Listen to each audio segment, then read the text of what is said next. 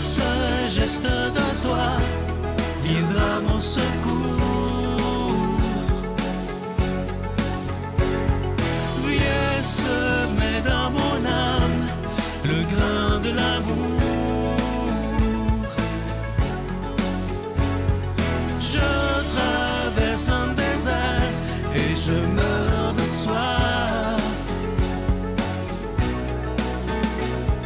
Montre-moi le mystère qui garde la foi. Bon vendredi 23 décembre 2022. Bienvenue à votre émission La Victoire de l'amour. J'espère que les préparatifs de Noël vont bon train chez vous. On rejoint tout de suite pour sa chronique le docteur Valérie-Julie Brousseau et à l'homélie, ce sera de Paris le bon père Michel Marie.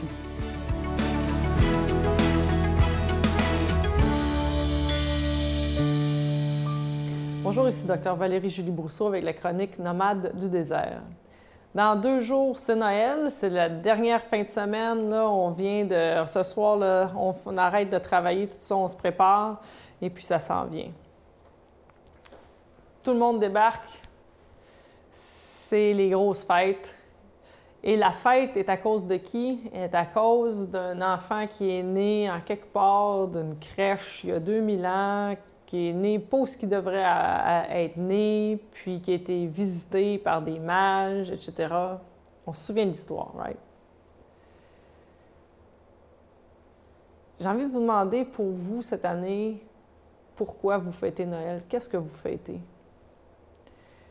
Peu importe si vous décidez d'aller à la messe de minuit, qui souvent n'est plus à minuit, est-ce qu'il y a quelque chose en dessous de votre arbre de Noël qui rappelle la raison de la fête?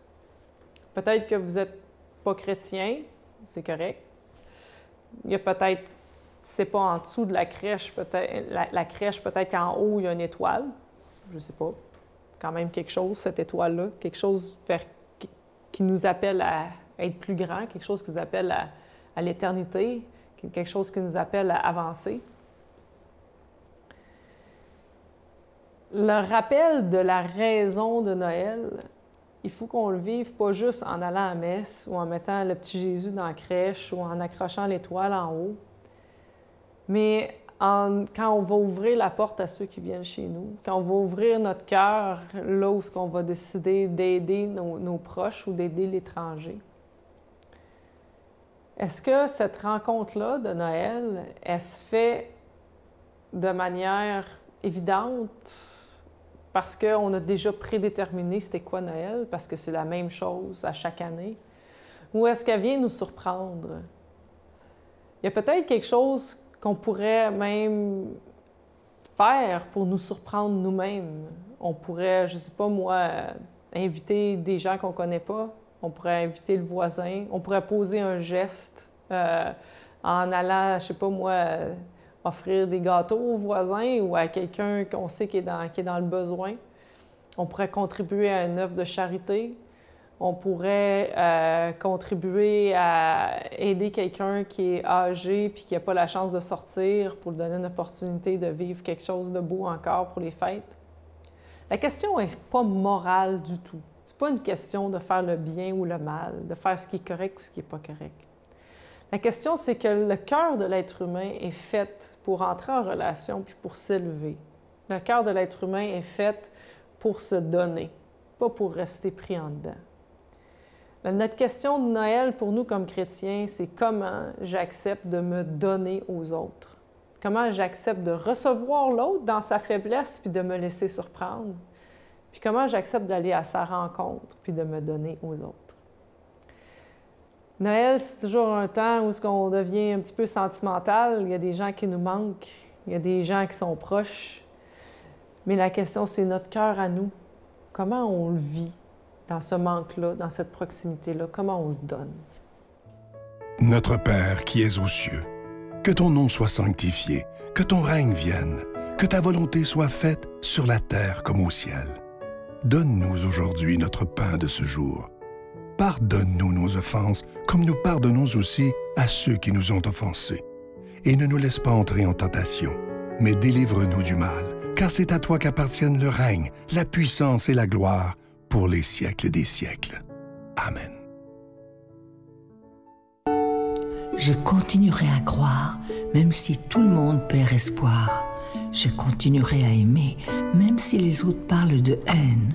Je continuerai à construire, même si les autres détruisent. Je continuerai à parler de paix, même au milieu d'une guerre. Je dessinerai des sourires sur des visages en larmes et je tendrai les bras à ceux qui se sentent épuisés. Oui, je continuerai à croire. Encore une fois, je vous parle de ce magnifique cadeau du mois de décembre. Il s'agit de l'étoile de Bethléem. C'est en cristal, c'est un magnifique bijou. Et ça vient avec la chaîne qui est en acier inoxydable, donc ça ne ternira pas.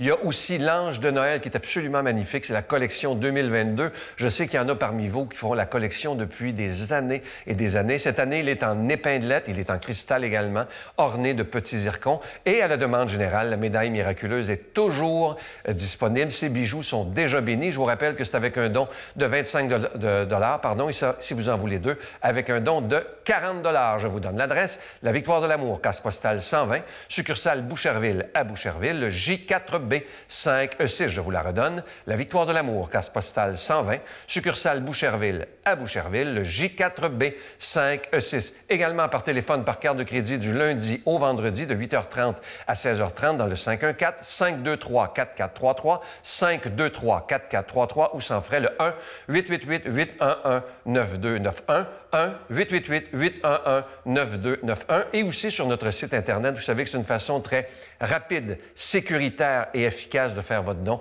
le www.lavictoiredelamour.org. Et je vous rappelle évidemment que vous recevrez un reçu pour fin d'impôt. Je vous rappelle également que cette émission, elle serait impossible sans vous, parce qu'on est là depuis bientôt 28 ans et c'est grâce à des milliers de personnes qui ont décidé, ensemble, on va se donner la main, on va serrer les coudes et on va annoncer la priorité des priorités. Alors, merci de votre don spécial en cette période de Noël. Merci de votre générosité et merci de votre prière.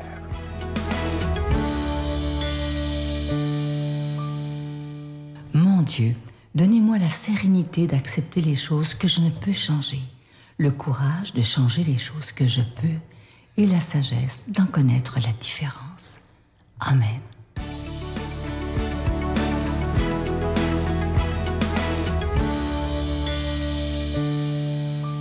Quelle joie pour moi, mes frères bien-aimés, que de me retrouver avec vous la veille de Noël. Mais demain, je serai avec vous en pensée à minuit.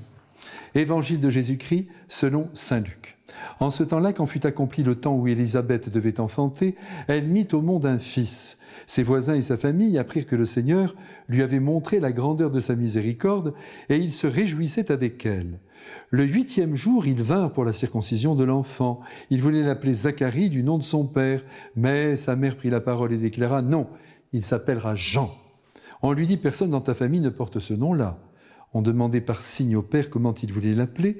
Il se fit donner une tablette sur laquelle il écrivit « Jean est son nom ». Et tout le monde en fut étonné. À l'instant même, sa bouche s'ouvrit, sa langue se délia, il parlait, il bénissait Dieu. La crainte saisit alors tous les gens du voisinage et dans toute la région montagneuse de Judée, on racontait tous ces événements. Tous ceux qui les apprenaient les conservaient dans leur cœur et disaient « Que sera donc cet enfant ?» En effet, la main du Seigneur était avec lui. Mes frères bien-aimés, nous voici à l'aube des temps nouveaux inaugurés par la naissance du petit Jean-Baptiste, qui, je vous le rappelle, précède de 6 mois celle du Christ. En toute chose, eh bien oui, c'est normal, il faut qu'il y ait une préparation. Rien ne surgit d'un coup, et nous sommes tous le fruit d'une intention divine qui lentement se révèle. Vous vous souvenez de ce qui est arrivé à ce pauvre Zacharie, le mari d'Élisabeth, qui dans le temple, alors qu'il priait en offrant l'encens au Dieu très haut, se vit soudainement surplombé par un ange qui lui annonça la naissance, disons le mot, miraculeuse d'un fils, alors qu'avec sa femme, ils appartiennent au 3e âge. Mais pourquoi être surpris et même rire sous cape en se disant que tout cela n'est que baliverne? Mais Dieu peut tout! Il peut mettre un enfant dans le ventre d'une femme sans qu'un homme ne la touche, et ce sera le cas, à vrai dire unique, de la Vierge Marie. Comme il peut donner à des êtres âgés de mettre en route de manière naturelle, mais exceptionnelle, un enfant.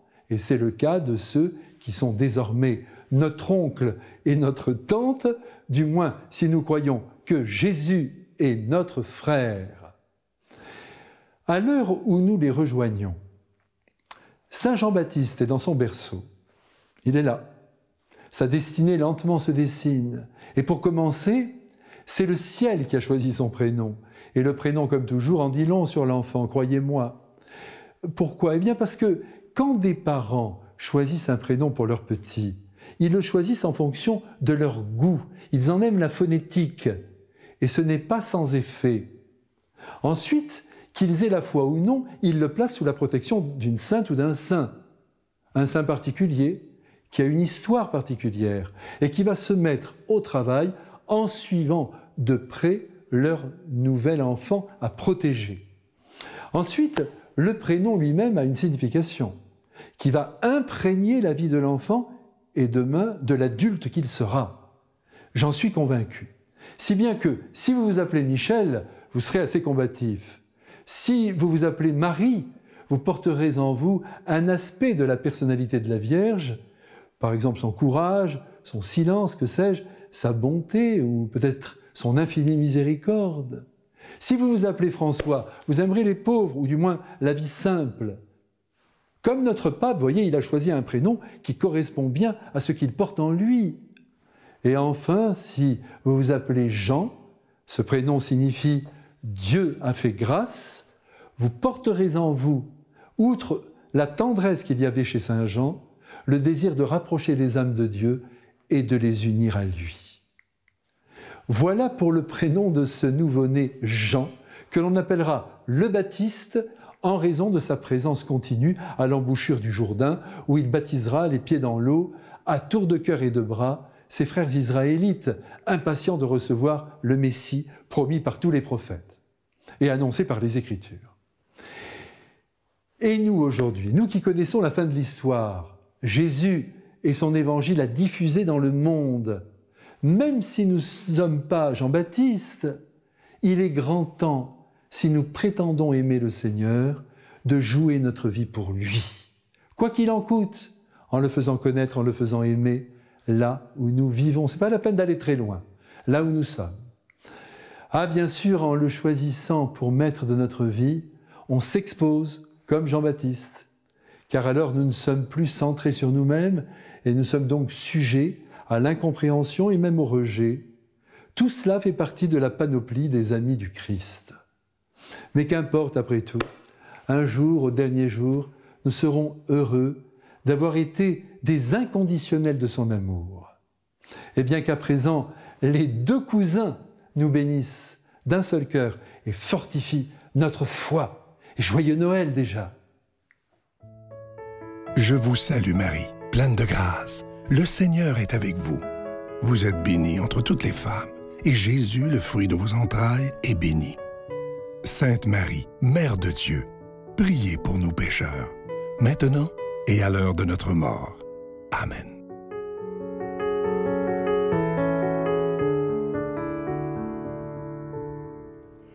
Si, comme moi, vous avez pris la décision d'aimer encore plus à Noël, prenons aujourd'hui un petit moment pour visualiser les personnes à qui on va dire « je t'aime », comment on va s'y prendre. Prenons quelques instants pour laisser Dieu nous inspirer le comment cela va-t-il se faire. Surtout si on n'est pas habitué, prenons le temps de respirer, de visualiser ces beaux moments qu'on veut prendre pour dire « je t'aime » à nos proches, pour leur montrer notre amour, pour être dans un Noël qui a du sens. Et je pense que c'est se resituer continuellement dans l'échelle des valeurs pour dire « oui, j'accepte de faire de l'argent, mais pas au profit, pas aux dépens de la personne humaine, pas contraire à mes valeurs. » Ô nuit